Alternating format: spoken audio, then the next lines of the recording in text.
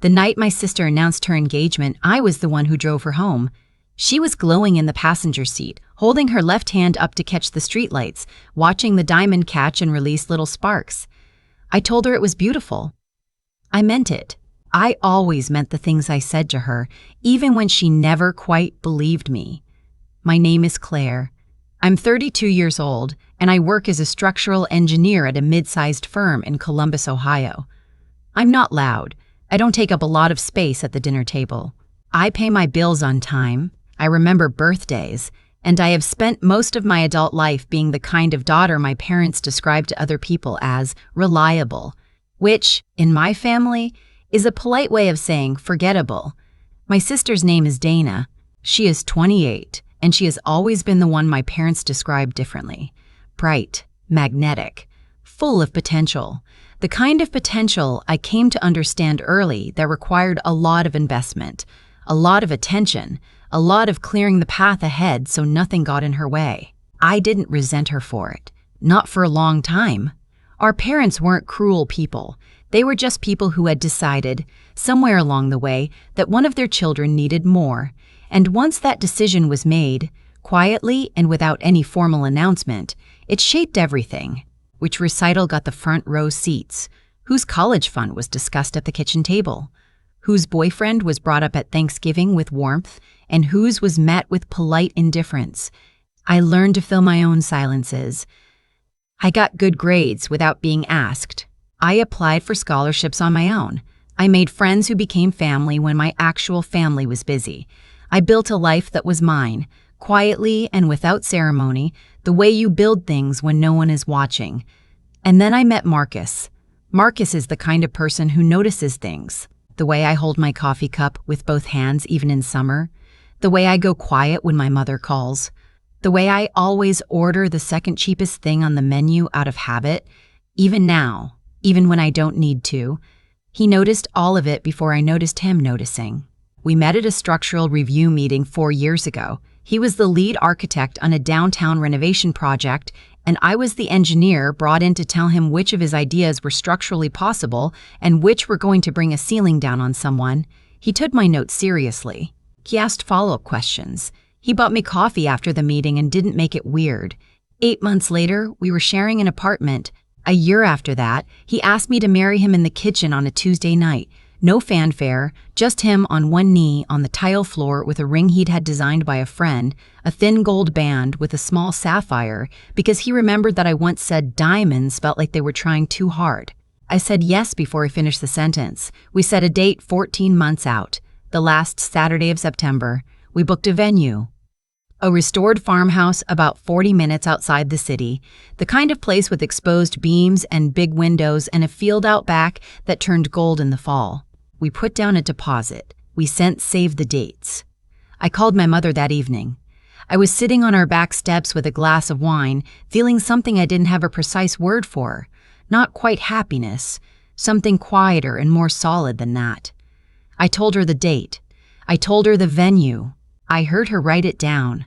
She said, "That's wonderful, sweetheart. I'll let your father know." 6 weeks later, Dana got engaged. I found out through a group text. A photo of her hand, a string of exclamation points, a heart emoji from my mother that I would think about for a long time afterward. I sent back a heart of my own. I called Dana and told her I was happy for her. I meant that too, mostly. 2 weeks after that, my mother called me. I was at my desk when my phone lit up. I stepped into the hallway to take it. "Dana has been looking at venues," my mother said. She had a tone I recognized. Careful, pre-apologetic. The tone of someone who has already decided something and is now explaining it to you as though you had a vote. She found one she really loves. The date works perfectly with Ryan's family's schedule. I waited. "It's the last Saturday of September," she said. I stood there in the hallway with my hand against the wall. "That's our date," I said. "I know." A pause. She didn't realize it first. And now she's already in love with the venue, and Ryan's mother is coming in from Portland. And Claire, you know how Dana gets when something doesn't work out the way she pictured it? I did know. I had spent 32 years knowing. "Mom," I said, "we put down a deposit." We sent save the dates. I knew you did. Another pause. I'm sure you two can figure something out. You've always been the flexible one. I did not say everything I was thinking. I never did. I told her I would talk to Marcus, and I got off the phone and I went back to my desk and stared at my screen for a long time. Marcus, when I told him, went very still in the way he does when he is deciding how to respond. He asked me what I wanted to do. I told him I didn't know. He said, "We don't move our date, Claire." He said it the way he says things he's certain about. Not loud, just clear. "We don't move our date." I called Dana. She answered on the first ring, which meant she'd been waiting. "Claire," she said, "I am so sorry. I genuinely didn't check. I just fell in love with the venue, and then later I realized, and by then Ryan had already told his mom, and it's okay," I said. There was a short silence. "You're sure?" she said. "I'm sure," she said. "I'm sure," I said. "We'll both have beautiful weddings." I heard the exhale on her end, the quick release of tension she'd been holding. "You're amazing," she said. "You know that? You've always been the mature one." After I hung up, I sat with the word for a while. Mature. The mature one.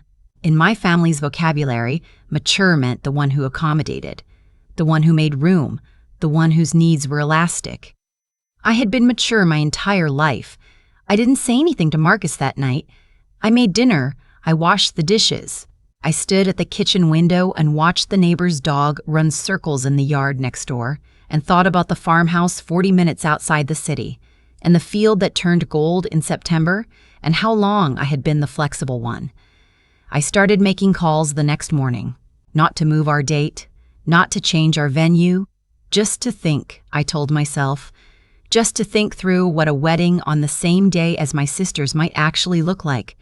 What I discovered over the next several weeks was that I had more resources than I had accounted for.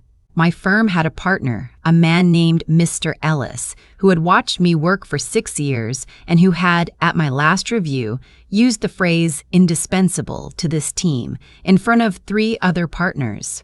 I had helped save a significant project 18 months ago, a miscalculation in the foundation spec that I caught late on a Thursday night and corrected before it became a catastrophe that would have cost the firm a major client relationship.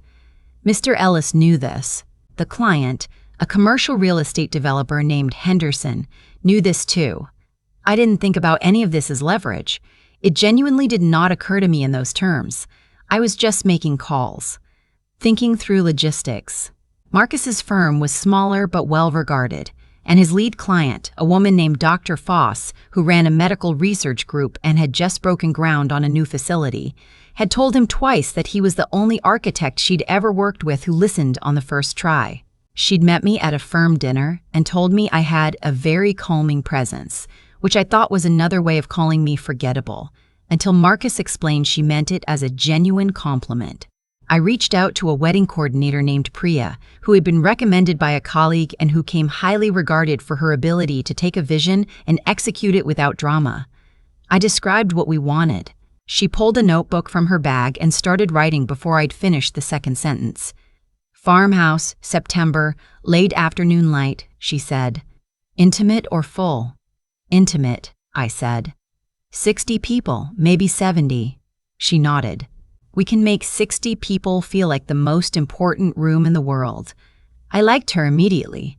Over the following weeks, Priya worked. She coordinated with the farmhouse, confirmed our block of rooms at a nearby inn for out-of-town guests, sourced a caterer who specialized in locally sourced seasonal menus, and found a florist who worked almost exclusively with late September wildflowers, goldenrod, late asters, dried wheat stalks. Things that looked like the field outside the venue had walked indoors. I told my mother we were keeping our date. She said she understood. She said it in the tone that meant she was disappointed but had decided not to say so directly. My father called later that evening and said, "Your mother tells me you're not moving the date." I said that was right. He said, "Well, I suppose that's your choice." I said it was. Neither of them asked about our venue or our guest list or whether we needed anything. I noticed that. I filed it away with the other things I had been filing away for 32 years. 2 months before the wedding, Dana called me. She was in a good mood, effusive. the version of herself that appeared when things were going her way. She told me about her dress, her flowers, her rehearsal dinner plans. She mentioned, almost in passing, that her venue was about 25 minutes from ours. "Mom and Dad are going to have to leave right after the ceremony," she said, "to get to yours in time. Or, well," she laughed lightly, "you know, depending on how things run." I let the sentence sit there. "Of course," I said. "You're so understanding," she said. "Honestly, Claire, I don't know anyone like you."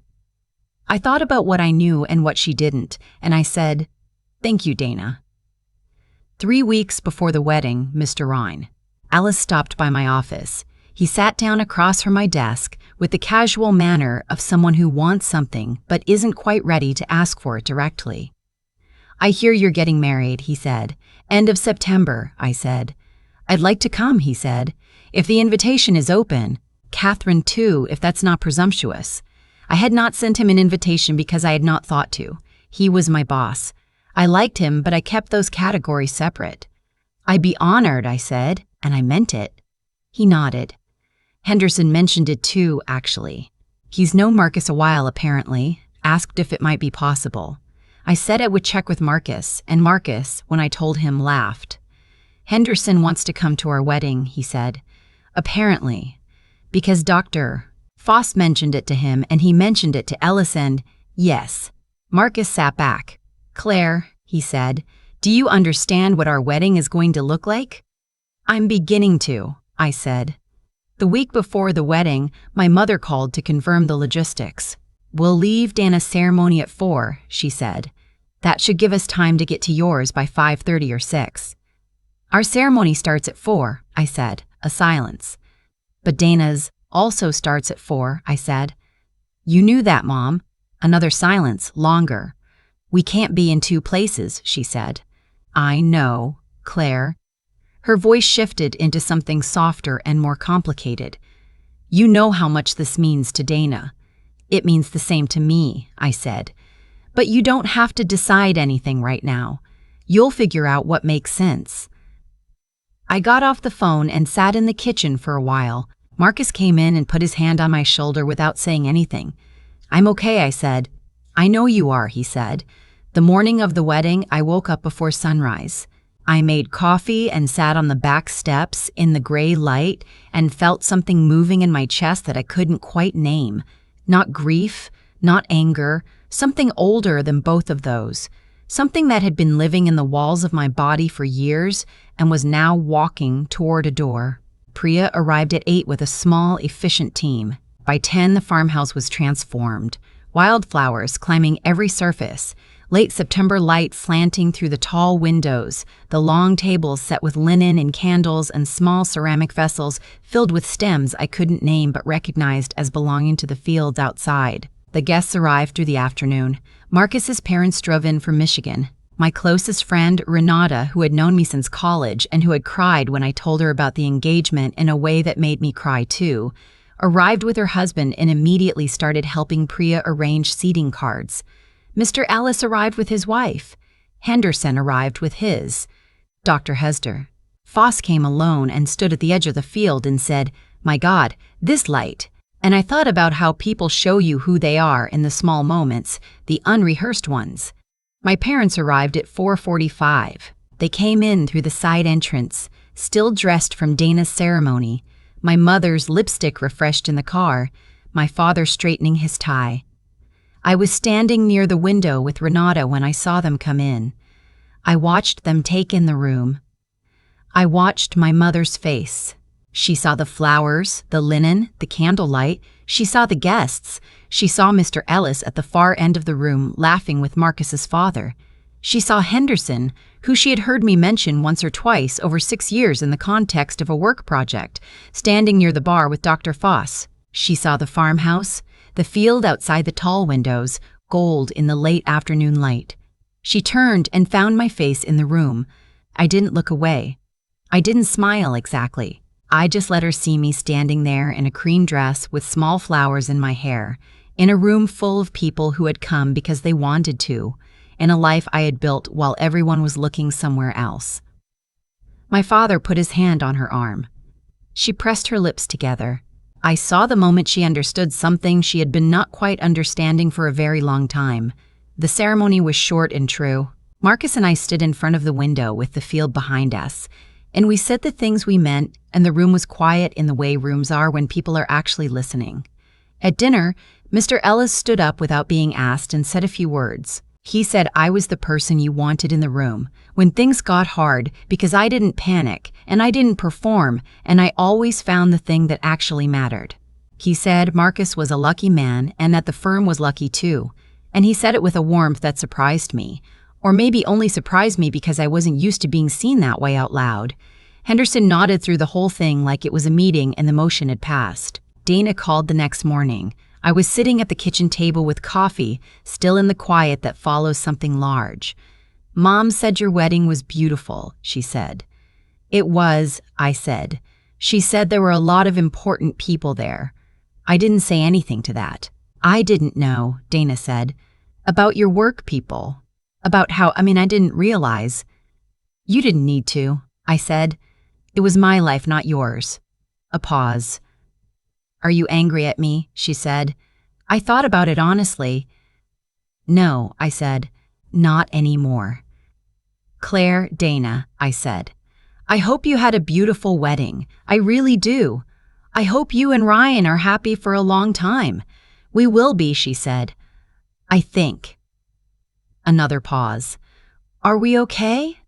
I looked out the kitchen window. The neighbor's dog was doing its circles again. The morning was clear and ordinary and mine.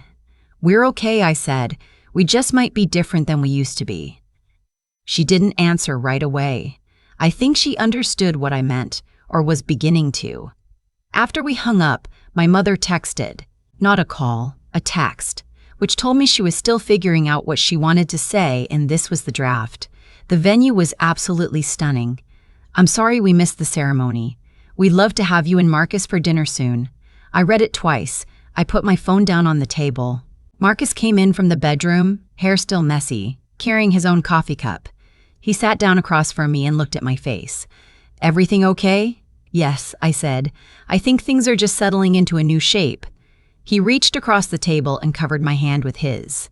Outside, the light was doing what September light does in the Midwest, coming in low and long, the kind that makes ordinary things look considered, intentional, like someone arranged them to be seen. I sat with my husband in our kitchen and felt the weight of the last 14 months lift off somewhere behind my sternum, felt the space that opened where it had been. I had not fought anyone. I had not raised my voice or delivered a speech or made a scene that would get retold at family gatherings for years. I had simply built something real, in the open, where anyone who cared to look could see it. I had let the work speak. I had let the work speak. I had let the room say what I couldn't. There's a kind of power in that, the kind that doesn't burn anything down, the kind that just quietly refuses to disappear. I had spent 32 years being the reliable one, the flexible one, the mature one. Turns out, I was also the one who had been paying attention the whole time.